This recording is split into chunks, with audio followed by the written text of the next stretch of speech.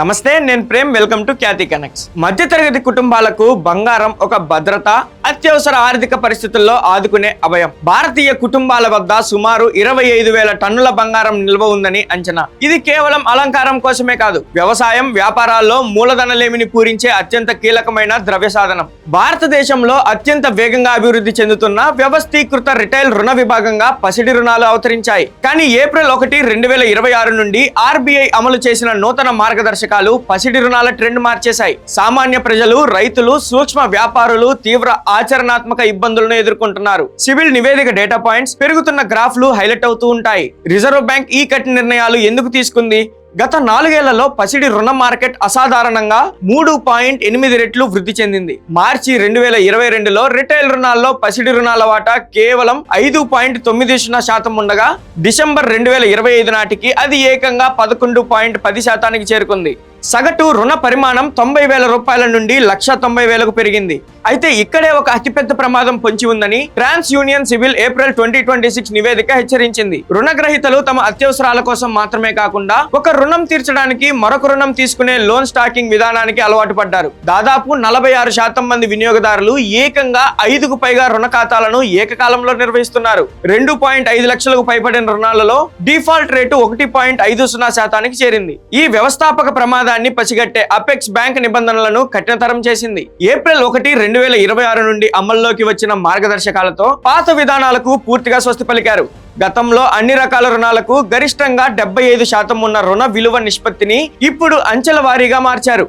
2.5 లక్షల రూపాయల వరకు 85%, 2.5 లక్షల నుండి 5 లక్షల వరకు 80%, ఆ పైన 70% ఇవ్వనున్నారు. అయితే గతంలో బ్యాంకుల ఇష్టానుసారం ఉన్న బుల్లెట్ చెల్లింపుల గడువును ఇప్పుడు ఖచ్చితంగా 12 నెలలకు పరిమితం చేశారు. అలాగే రుణం పూర్తిగా తీర్చిన 7 పని దినాల్లోపు ఆస్తిని విధిగా తిరిగి ఇవ్వాలి. జాప్యం జరిగితే ప్రతి రోజుకు 5,000 రూపాయలు జరిమానా చెల్లించాల్సి ఉంటుంది. 2.5 లక్షలకు పైబడిన రుణాలకు క్రెడిట్ అసెస్మెంట్, ఐటీఆర్ లేదా జీఎస్టీ పత్రాలను తప్పనిసరిగా చేశారు. వేలం ప్రక్రియలో ఖాతాదారుని హాజరును తప్పనిసరి చేస్తూ ఐటీ చట్ట ప్రకారం గరిష్టంగా 20,000 రూపాయలు మాత్రమే నగదు రూపంలో ఇవ్వాలని స్పష్టం చేశారు. ఈ నిబంధనల ప్రభావం తెలంగాణ మరియు ఆంధ్రప్రదేశ్ వ్యవసాయ రంగాలపై తీవ్రంగా పడుతుంది. 2.5 లక్షలకు మించి రుణం కావాలంటే రైతులు ఇప్పుడు తమ ఆదాయ వివరాలను, అప్పు ఎలా తీరుస్తారనే డిక్లరేషన్ ను లిఖితపూర్వకంగా సమర్పించాల్సి వస్తుంది. వాతావరణంపై ఆధారపడే రైతులకు ఖచ్చితమైన నెలవారీ ఆదాయ పత్రాలు ఎక్కడి నుండి వస్తాయి? బ్యాంకులకు ఆదాయం చూపిస్తే రాష్ట్ర ప్రభుత్వాలు అందించే రేషన్ కార్డులు, రైతు భరోసా లాంటి సంక్షేమ పథకాలు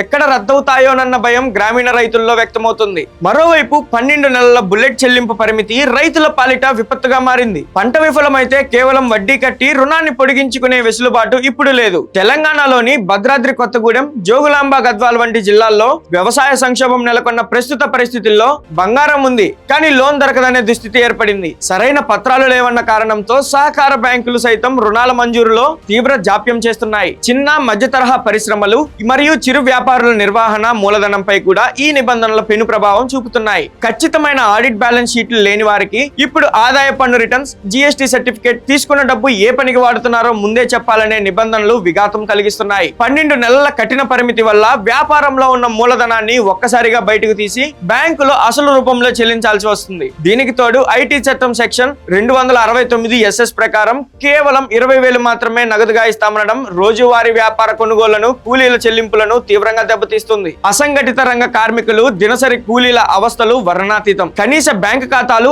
ఆదాయ పత్రాలు లేని వీరికి తక్షణ వైద్య ఖర్చులైన పసిడి రుణాలు గుదిబండగా మారాయి. బ్యాంకుల్లో తమ సొంత ఆస్తిపై అప్పు దొరక్క వీరు సాంకేతికత ముసుగులో 300% పైగా వార్షిక వడ్డీని వసూలు చేసే ఎర్నిడ్ వేజ్ యాక్సెస్ లేదా పేడ్ లోన్ యాప్ల ఉచ్చులో చిక్కుకుంటున్నారు. బ్యాంకింగ్ వ్యవస్థలోకి రాలేని వీరు చట్టవిరుద్ధ యాప్ల దయాదాక్షిణ్యాలపై ఆధారపడాల్సిన దుస్థితి ఏర్పడింది. బ్యాంకింగ్ రంగంపై సవాళ్లు మరియు అంతర్జాతీయ ఒత్తిళ్లు, ఈ కఠిన నిబంధనలు కేవలం సామాన్యులవే కాదు, ఆర్థిక సంస్థలను కూడా ప్రభావితం చేశాయి. మే 2026లో తెలంగాణలోని మెదక్ జిల్లా ఆదర్శ్ కోఆపరేటివ్ అర్బన్ బ్యాంక్ లో ఒక మేనేజర్ కేవలం 1 గ్రాము బంగారాన్ని చూపి నకిలీ రుణాల ద్వారా ఏకంగా 1.80 కోట్లు స్వాహా చేశాడు. ఇలాంటి మోసాలను అరికట్టేందుకే ఆర్బీఐ ఖచ్చితంగా 22 క్యారెట్ల ప్రామాణికతతో బ్లాక్ చైన్ ఆధారిత పారదర్శక మూల్యాంకాన్ని తప్పనిసరి చేసింది. క్షేత్రస్థాయి ఇబ్బందుల దృష్ట్యా ఈ నిబంధనల అమలును 6 నెలల పాటు వాయిదా వేయాలని association of gold loan companies అభ్యర్థించిన ఆర్థిక స్థిరత్వమే లక్ష్యంగా ఆర్బీఐ అంగీకరించలేదు.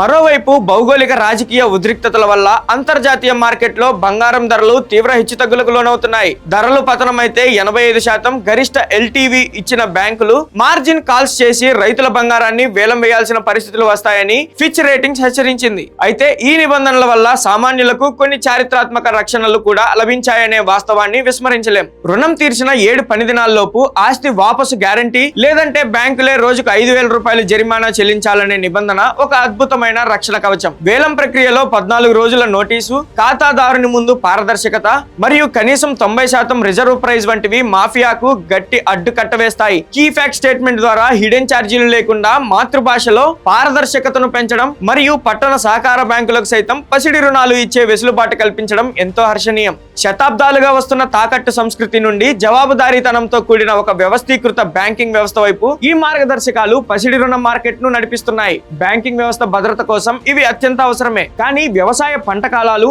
పత్రాలు సమకూర్చుకోలేని పేదలు మరియు గ్రామీణ నగదు అవసరాలను దృష్టిలో ఉంచుకొని ఆర్బీఐ తన మార్గదర్శకాలను మరింత సరళీకరించాల్సిన ఆవశ్యకత ఉంది. వ్యవస్థాగత భద్రత, సామాన్యుడి ఆర్థిక స్వేచ్ఛ మధ్య సమతుల్యత సాధించినప్పుడే ఈ సంస్కరణలు భారతదేశ ముఖ చిత్రంలో నిజమైన విజయాన్ని సాధిస్తాయి. ఈ అంశంపై మీ విలువైన అభిప్రాయాన్ని కామెంట్ రూపంలో తెలియజేయండి. Thank you for watching Khyati connects.